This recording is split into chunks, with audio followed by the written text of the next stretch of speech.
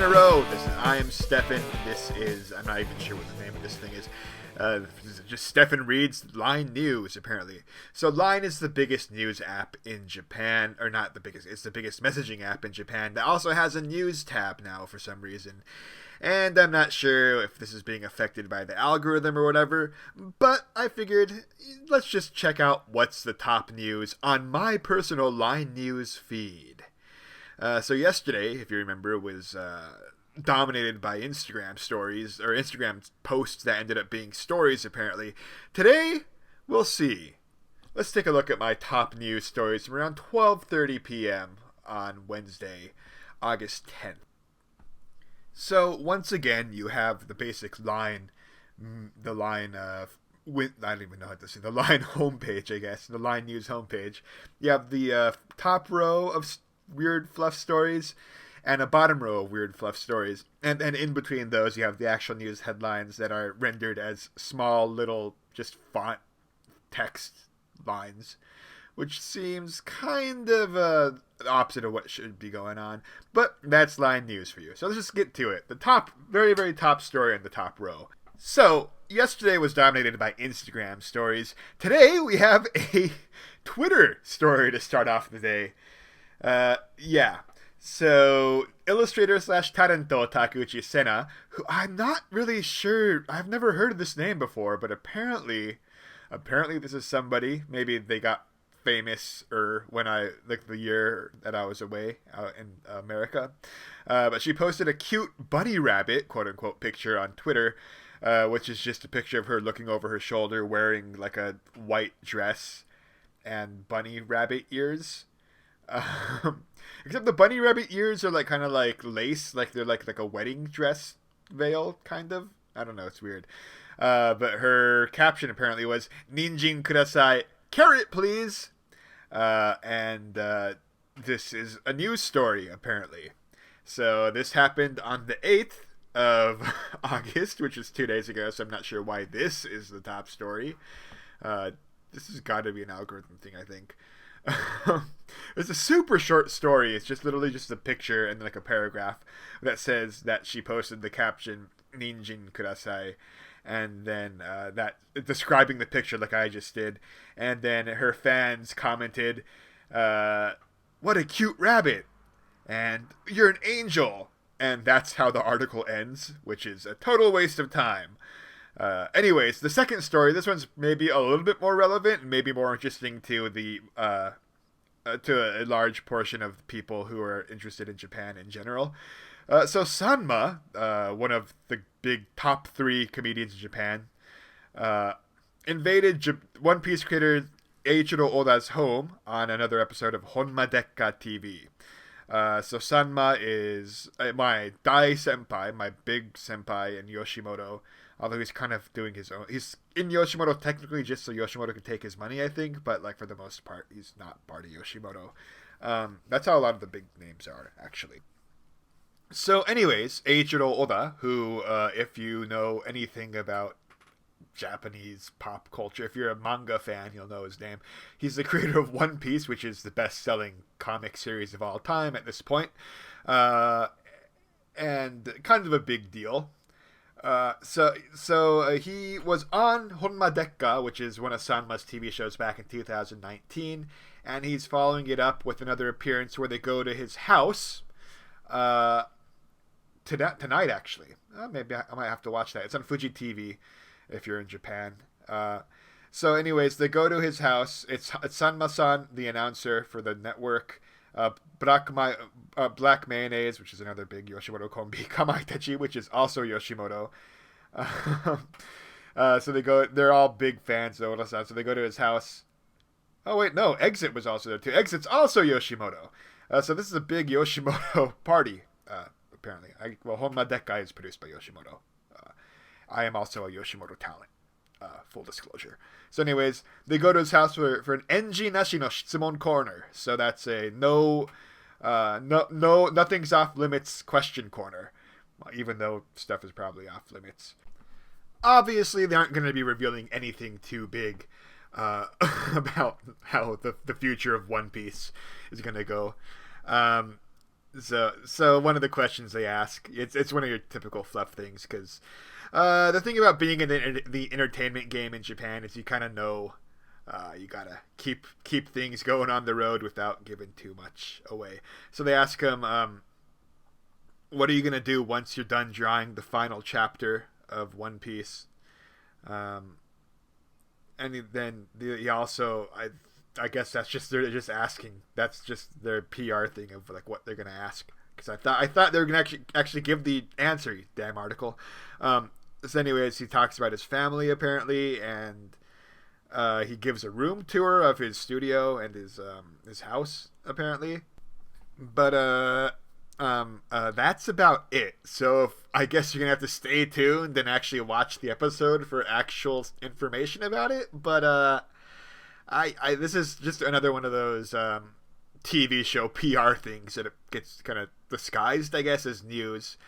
Yeah, lots of the news news websites and everything in Japan are pretty much just like I mean, there's news articles, but there's also like 55,000 PR press releases dressed up as news articles because like a celebrity was there, like the press conference. Anyways, moving on. So next up, we have like the 3 actual news stories that are completely just buried behind the fluff pieces. But after those, we have more fluff pieces. So before we just take a quick look at the actual news, let's look at the other fluff pieces, which are actually kind of news-ish, kind of, more, at least more than the top row. So I mean, news. I'm saying the word news lightly.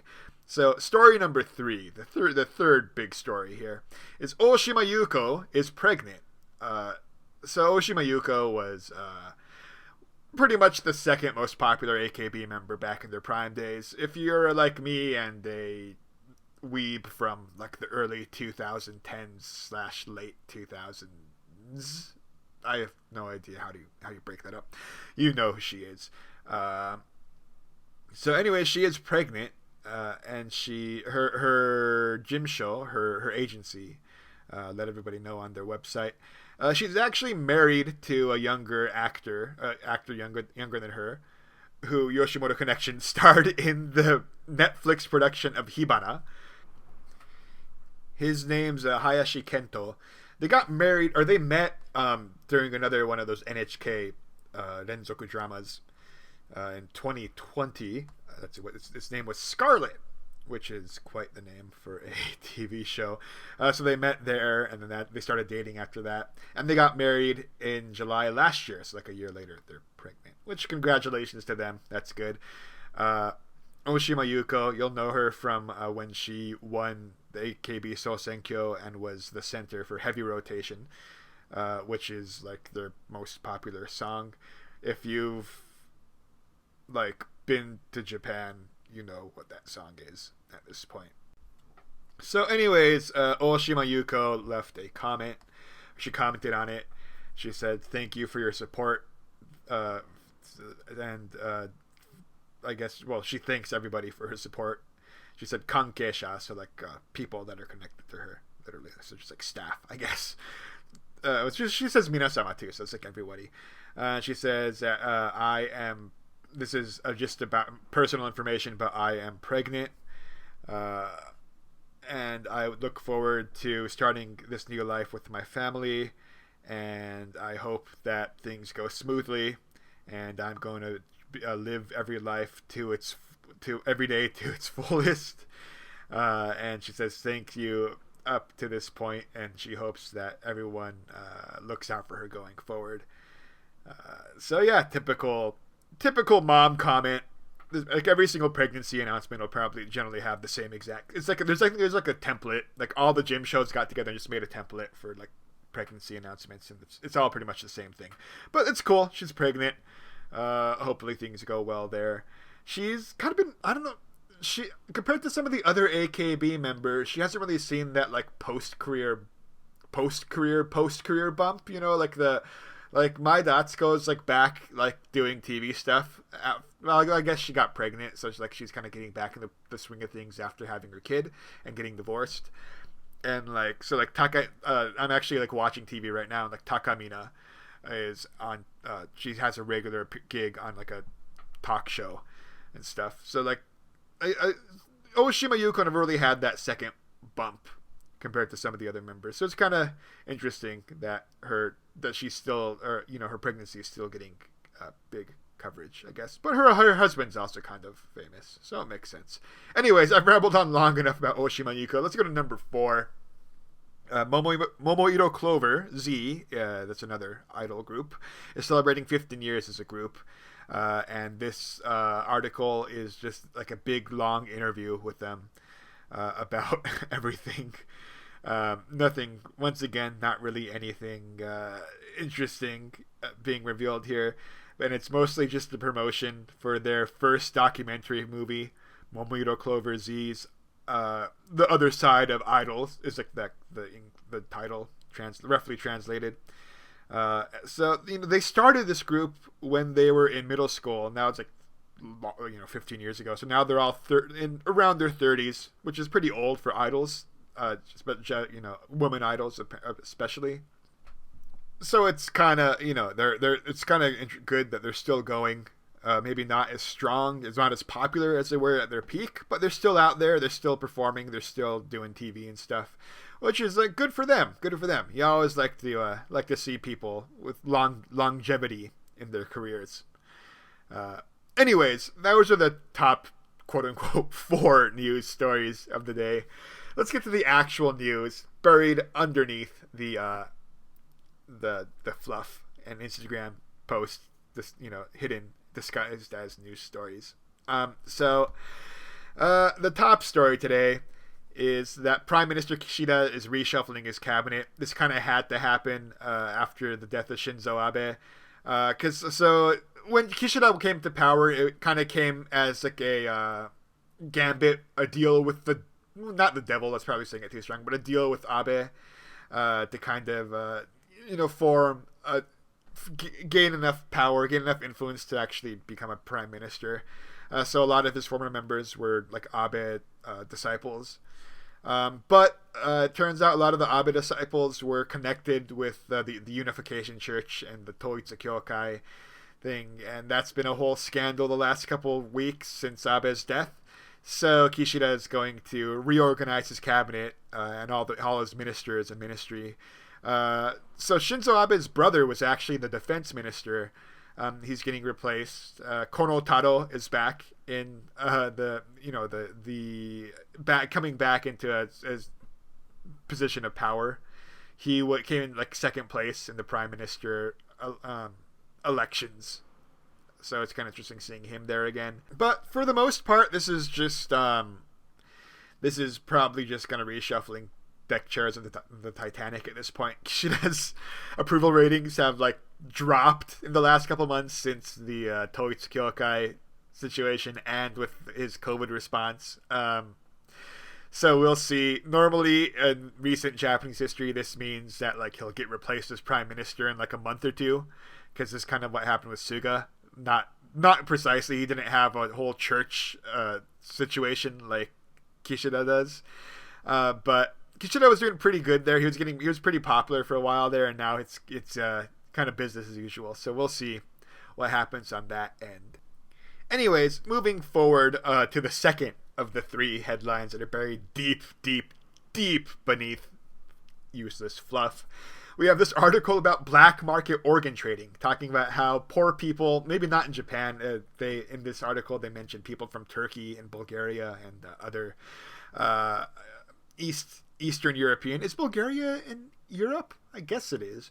But poorer Eastern European countries selling off their organs to rich Japanese and Asian people. And there's like an NPO, nonprofit organization, talking about how that's bad, which obviously it really is, and talking about how they're asking for organs when people get organ transplants, that there's like certification to make sure that the organization came from people that are, or the organs came from people that are actually dead, or not just selling their organs because they're poor. So it's and there's apparently been fakery of this as well, that sort of stuff. So it's kind of what I guess they're making a deal out of this, which makes sense. You don't really want people, like healthy people, selling off their body parts to rich dying people just because they're poor. Apparently there was a hospital in Bulgaria that invited two older Japanese gentlemen to get organs from a guy who was selling his organs. So they traveled to Bulgaria to have illegal implants, or implants that would be illegal in Japan, which is kind of a interesting reversal, where like typically like people would come to Japan for like the cheap medical care or whatever. But apparently, if you're a rich guy on the end of his life and you really want to extend it, you can always just pay some poor Eastern European poor guy to sell you his kidney or his lungs or whatever. So yeah, I don't really have much to say about this. I have working organs, I think. So if any rich guy wants to pay me like a couple $1 billion for like a liver, I guess I only have one liver, right? Yeah, you only have one liver. If anyone wants one of my kidneys, maybe you can have it. You just gotta pay me some money. Yeah. But that was the second of the top 3 stories. Story number 3 once again remains the rain. It is raining nonstop in northern Japan. Here in Tokyo, it's like burning hot again. I think I shared an article on our Twitter feed yesterday that Tokyo has already tied a record for most hot days in a summer, and they still have like another month and a half of summer heat. So it's not good here. It's boiling hot in Tokyo. I have the air conditioner on. You can probably hear it in the background as I record, because it is hot as balls without it. But meanwhile, northern Japan is seeing just horrible record-breaking amounts of rain. There's constant videos of flooding and landslides and nothing good. So if you're living up there, stay safe. Hopefully things will clear up soon enough and you can just enjoy life again. This article says that these regions have already seen an entire month's worth of rain, a normal August amount of rain in the first like 10 days of August. So it's not a good situation. Rain is good. You want rain. It helps things. But if you have too much rain, it's not a good situation. So the areas getting flooded are some of the main agricultural regions of Japan. So Japan already imports a lot of food, but whatever production that's going on in the country is also being affected. The extremely hot heat was also doing that earlier in the year. So it's not a good situation overall. Anyways, that is the line news for August 10th. Thank you guys so much for listening. You've been a great audience. I mean, I haven't hopefully been a great. I don't know what you guys are doing when you're listening to this. But if you want to keep in touch, you can follow me on Twitter at Stefan_Tetsu, or follow the show on Twitter at Small in Japan. Small _ Japan. I think that's still the tag. I don't know. I have to check that. I'll cut that out in post. I probably won't. You can find us on Patreon, which is under construction, at patreon.com/smaleinjapan. We'll be back tomorrow, hopefully, unless I suffer a heat stroke or something. But until then, stay safe. I'll talk to you then. This has been Stefan. Thank you.